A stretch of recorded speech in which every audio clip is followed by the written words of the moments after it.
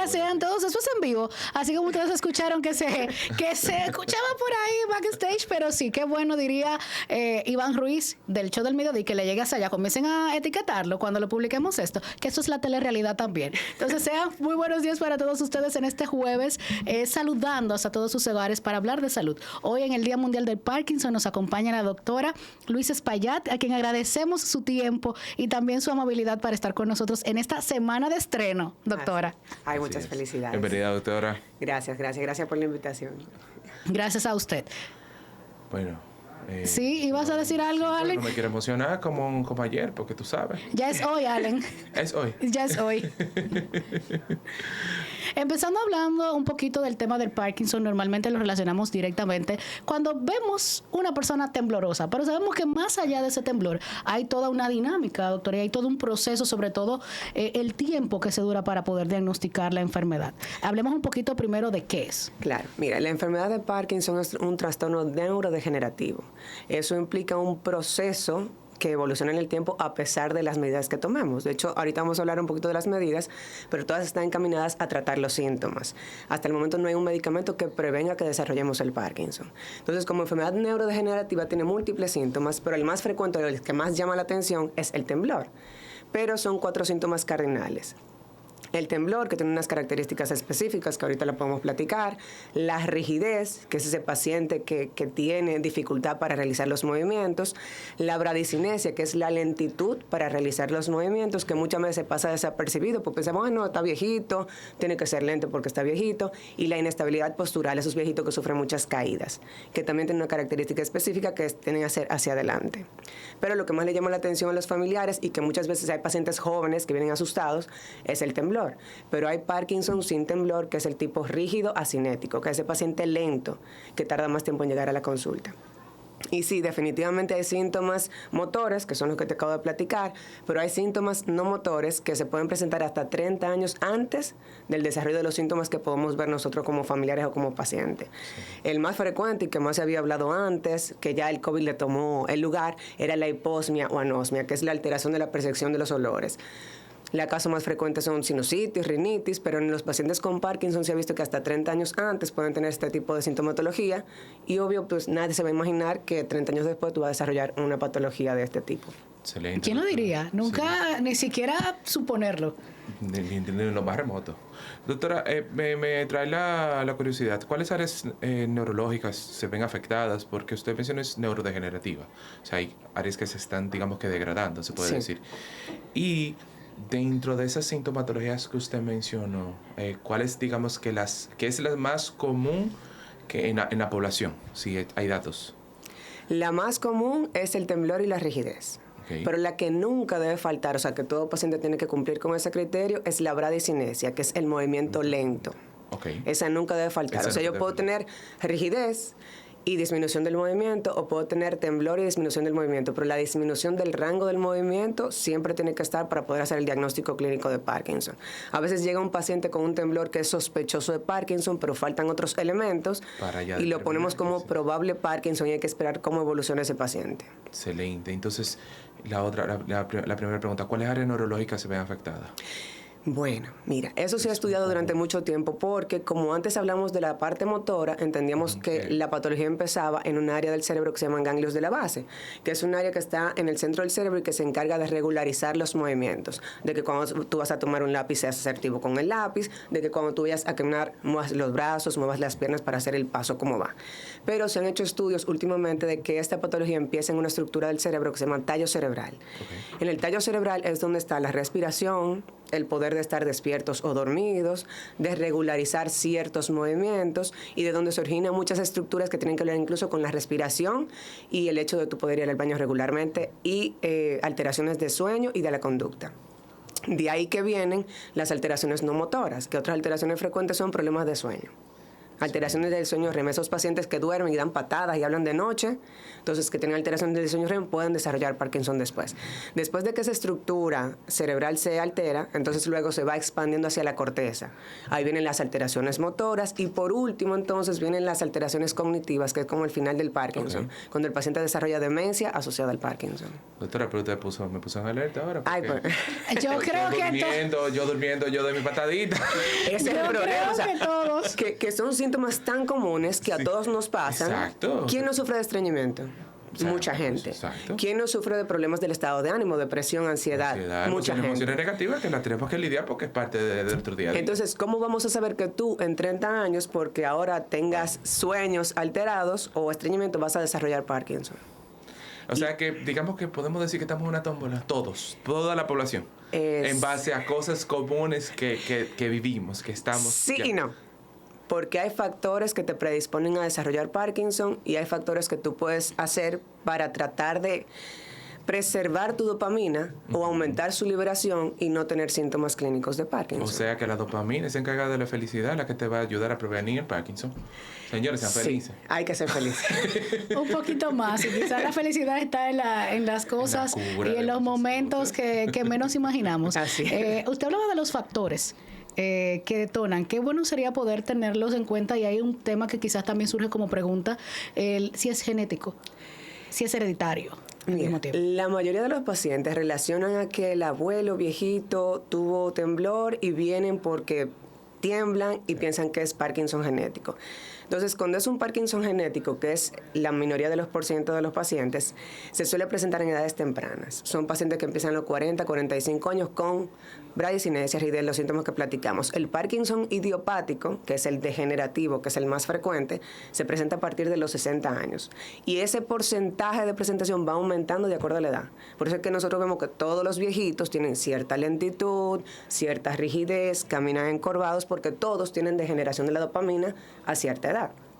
Pero el Parkinson genético tiene la dificultad de que empieza más temprano y suelen responder peor a los medicamentos. Después de esta pausa vamos a continuar conversando con la doctora Espaillat, que hoy nos da cátedra sobre el Parkinson. Claro.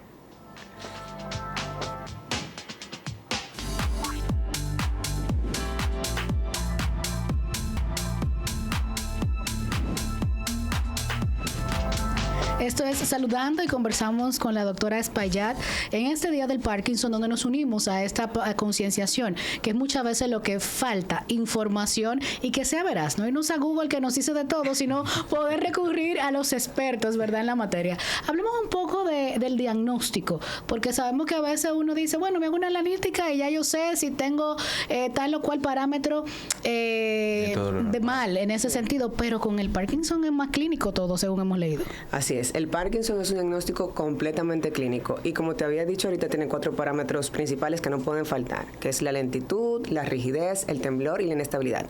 Pero aparte de que el paciente cumpla con esos parámetros, necesitamos descartar otras cosas, porque tenemos parkinsonismos, que son personas que tú la ves, parece que tiene Parkinson, pero es secundario A.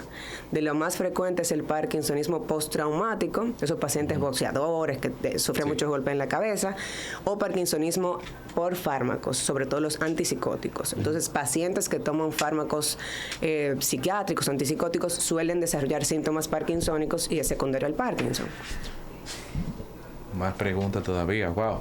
O sea que, ok, la parte es muy entendible sobre los golpes en la cabeza que te pueden llevar a... La parte de los fármacos específicos, digamos a nivel psiquiátrico, es algo muy común dentro de lo que he visto y presenciado, de que personas cuando consumen ciertos fármacos específicos empiezan a temblar y esos movimientos involuntarios se dan producto de esos medicamentos. O sea, ¿está afectando directamente su medicamento esa parte que usted mencionó que es el tallo cerebral? Afectan directamente la liberación de la dopamina. Todo está asociado a la dopamina. Sí, claro. Acuérdate que es una vía que empieza en el tallo, liberando la dopamina, pero esa vía se va a otras áreas del cerebro donde impide que esa dinámica se produzca y no se libere la dopamina como tal, o sea, la atrapa. Entonces ese paciente es como si tuviera un déficit de dopamina, pero producto de un medicamento, de un fármaco. Wow. Le hacías una pregunta fuera del aire sobre las terapias, ya que estamos hablando de dopamina. Sí, le estaba haciendo una pregunta a la doctora fuera del aire sobre los tipos de terapias que se están implementando en el Parkinson. ¿Me puede dar un poquito más de detalle, doctora, sobre eso? Sí, antes de llegar a darte la respuesta que quieres, me voy desde el principio. Por favor. Cuando hablábamos del Parkinson, o hablaron ellos desde 1817 del Parkinson, empezaron a ver que era por déficit de dopamina y dijeron, bueno, si falta dopamina, el tratamiento es dopamina, que es lo que usamos actualmente, que es la levodopa, carbidopa. Sí. Pero se dieron cuenta que los pacientes tenían un periodo de luna de miel, 5 a 7 años reaccionaban perfecto al medicamento, sí, y después ese paciente volvía con los síntomas y no tenía respuesta al medicamento a pesar de los ajustes que pudiéramos hacer.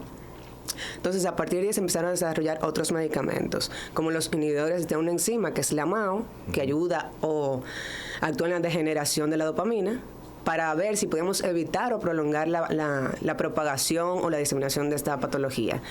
Se usan los agonistas dopaminérgicos, que son medicamentos que hacen que la dopamina actúe mejor, la que tenemos en el cuerpo, ayudan a que se produzca un poquito más, y tratamos con ese medicamento de evitar la prolongación del uso de la levodopa y evitar que ese paciente nos pierda el efecto dopaminérgico que queremos. Esos son los fármacos básicamente que tenemos. Pero nos hemos dado cuenta que hay pacientes que, a pesar de que ponemos todos los fármacos que tenemos, no responden. Entonces hemos tenido que buscar otras opciones de medicamento, como cuáles: cirugía, hay cirugía del Parkinson, que al principio se usaba cirugía ablativa, que era lesionar el área donde estaba relacionada la alteración del movimiento. Mientras el paciente se mantendría despierto, ¿verdad? Sí, despierto, pero eso era una cirugía irreversible. Tú produces una lesión en el cerebro y eso no se va a quitar. Wow. Entonces, eso se quitó durante un tiempo con el uso de la levodopa, pero ahorita lo que estamos haciendo es estimulaciones cerebrales profundas. Imagínate un celular con el que podemos regularizar el estímulo que queremos y vemos si ese paciente está lento, le muevo un poquito para que esté más rápido, tiene mucho temblor, le bajo un poquito para que baje el temblor y podemos ir regularizando un poco eso. Esa es la parte quirúrgica. También tenemos la parte farmacológica, donde hemos optado por el uso de bombas de infusión de dopamina, que se van liberando poco a poco y ese paciente dura su día estable con una liberación más o menos adecuada de dopamina. Y tenemos lo que es la terapia génica, que era lo que te estaba comentando, que es tratando de buscar formas de utilizar sustancias o proteínas que tiene el cuerpo para ayudar a la producción o evitar la degeneración de la dopamina y por ende mejorar los síntomas del paciente. ¿Cuánto tiempo dura? Ya vemos que hay soluciones, sí, ¿verdad? Que los avances y los avances están. Entonces me surge el tema: ¿cuánto se dura para hacer el diagnóstico y qué tanta facilidad tiene el paciente en nuestro país de tener acceso a todas esas facilidades médicas y tecnologías médicas? El diagnóstico es fácil, es rápido. De hecho, con una exploración física y un interrogatorio neurológico podemos hacer el diagnóstico. En relación al tratamiento, tenemos opciones farmacológicas, tenemos opciones quirúrgicas, o sea, sí hacemos los estimuladores aquí en el país. Las bombas no las tenemos y la terapia génica todavía ni siquiera está implementada en otros países porque está todavía en investigación. Sí. Pero vamos avanzando. Ahí entonces pues, vamos a combinar un poco de la parte psicológica. A la hora que le digo a ese paciente, tiene Parkinson, estas son las opciones. Tener esta información no solamente para el paciente, sino para la familia y los cuidadores que van a estar en este proceso, pues hay un punto psicológico y emocional esencial. Claro, mira, cuando automáticamente existe lo que viene siendo un diagnóstico de este tipo y las personas no tienen el conocimiento de... Se proyectan y se imaginan lo que enseñan, digamos, los medios de comunicación en la televisión, de que es una persona que va a tener que necesitar ayuda, no va a tener su estilo de vida como debe de tenerlo, y muchísimos procesos específicos que se proyectan en sí. Ya, si el Parkinson viene con movimiento involuntario, se potencializan más los movimientos involuntarios, producto de esa emoción negativa que se está dando, que es la ansiedad, el estrés, la incertidumbre, el miedo, las proyecciones y todo eso. Entonces, ¿cómo se potencializa más esos movimientos voluntarios? Las personas quieren intentar calmar más su movimiento, pero al contrario, lo pone peor. Uh-huh. Entonces, en ese tipo, por ejemplo, de pacientes que, gracias a Dios, he tratado, uno de los mejores procesos es ayudarle a entender su situación. Tú le ayudas a entender su situación, que haga su proceso de duelo, de que entienda, mira, tienes un Parkinson, estás diagnosticado con, estas son las alternativas médicas, las alternativas psicológicas que te pueden ayudar a sobrellevar tu proceso.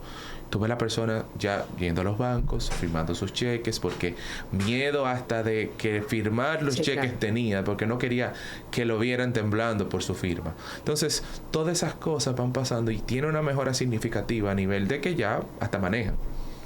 Claro. Puede lograr. Doctora, sí, voy a agregar algo antes Sí, de te yo. iba a decir que incluso en la misma consulta nosotros lo vemos. Hay unas técnicas que usamos con los pacientes que mejoran inmediatamente los síntomas, obvio, de manera muy temporal, pero para ayudarlos a realizar sus actividades. Pacientes que tienen congelamiento de la marcha, que es como ese paciente que no puede caminar, que se llama apraxia de la marcha, eso. Entonces, una técnica que usamos es usar el tic del reloj o de algún sonido. Entonces, con el sonido, el paciente da los pasos y los pasos mejoran. O decirle que con los marcos que tiene en la cerámica, que trate de pisar las líneas y su marcha mejora. Entonces, son algunos tips que nosotros le damos a los pacientes que puedan usar. Pero definitivamente el estilo de vida, el estrés, la ansiedad, todo eso va a exacerbar los síntomas y hay que manejarlo definitivamente. Cuando usted dice lo de los mosaicos, uno como que me transporta cuando uno es niño, que uno va caminando. Así mismo, los puntitos. ¿Cuál es quizás esa experiencia de usted como neuróloga a la hora de tener un paciente que se diagnostica con esta enfermedad? Como ¿cuál es el común en la reacción del paciente? Mira, te voy a contar varias experiencias. La última que tuve fue con un paciente que llegó a mi consulta en silla de ruedas porque no podía caminar y con muchas resonancias donde le decían que tenía que operarse de la columna porque tenía algunas hernias. Cuando yo lo reviso veo que tiene los criterios clínicos de Parkinson y le digo, no, mira, vamos a darte chance, vamos a probar porque creo que es un Parkinson. A los 15 días llegó caminando, casi corriendo, feliz doctora, es que yo me saco, pero así como excitado de la felicidad. Entonces, no digo yo. Claro. El paciente cuando se medica con el medicamento adecuado para evitar los efectos secundarios y las dosis adecuadas y se va haciendo una progresión farmacológica, el paciente siente la diferencia, los familiares notan la diferencia y el paciente está súper feliz. Qué bueno.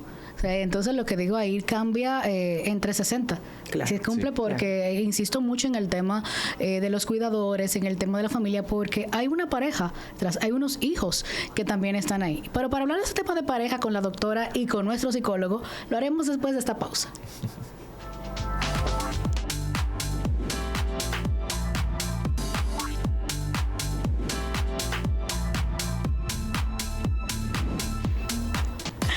La relación de la vida en pareja y de la parte de la convivencia familiar en los pacientes diagnosticados con Parkinson. Bueno, como comentábamos en la pausa, te decía que a veces, o casi siempre, hay que tratar más al familiar que al paciente.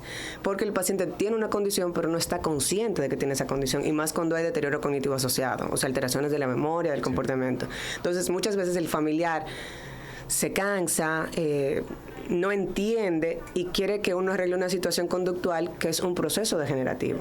Incluso hay videos más asociados al Alzheimer que en el trato del paciente, conforme lo tratas tú como familiar, si le tienes paciencia, si le das un masajito para bañarlo, darle la comida, el paciente responde diferente. Claro. Si yo como familiar me exacerbo y le digo, pero que tú ven, entonces el paciente se exacerba y los síntomas empeoran. Sí, es como un asunto de transferencia contra transferencia de energía. Si la energía, digamos, que yo estoy proyectando a ti es una energía de ira o hostilidad o algo así negativo, tú la vas a recibir, la vas a absorber y vas, digamos, que a reflejar eso mismo que yo te estoy, digamos, que proyectando a ti. Entonces, esa es la parte específica que cuando se trata, digamos, a personas así, se tiene que tratar en conjunto a nivel de diagnóstico, a nivel de familia. Esto es lo que está pasando, entienda de que es neurodegenerativa, no hay algo que se va a reestructurar, que va a mejorar. La medicación sí puede prolongarle los procesos, la vida, o sea, el diagnóstico en sí, pero usted tiene que entender que tiene que tener paciencia para cuando se vaya a empeorar. Ahora está todo bien, está todo luz verde, pero cuando esté amarilla, ahí tiene que empezar a trabajar tu paciencia. Y cuando esté en luz roja, ya tú sabes que esa paciencia tiene que estar cultivada. ¿Hay un momento en el que los medicamentos pueden perder la eficacia de esos tratamientos? Sí. De hecho, el paciente tiene un periodo de respuesta.